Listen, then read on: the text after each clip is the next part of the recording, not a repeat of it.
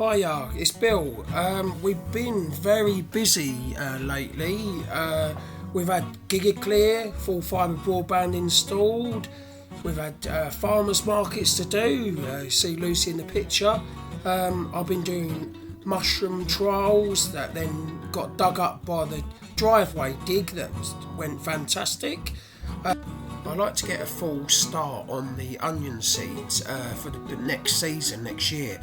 And I found that these seeds from King Seeds didn't exactly germinate very well, and I was a bit surprised because usually King Seeds are very good, but thumbs up to King Seeds because they did send me out another packet and they are germinating fine, so big thumbs up to them.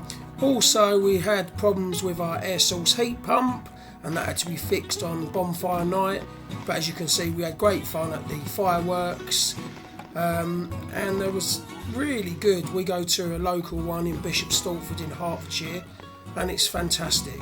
We really enjoyed it. We've still got problems with the heat pump still, but that's the way it goes. Also, Abigail's doing absolutely fantastic in school. She loves her maths, so we're just encouraging that. As you can see, the picture of her doing a maths programme there is basically draws a picture, so really happy.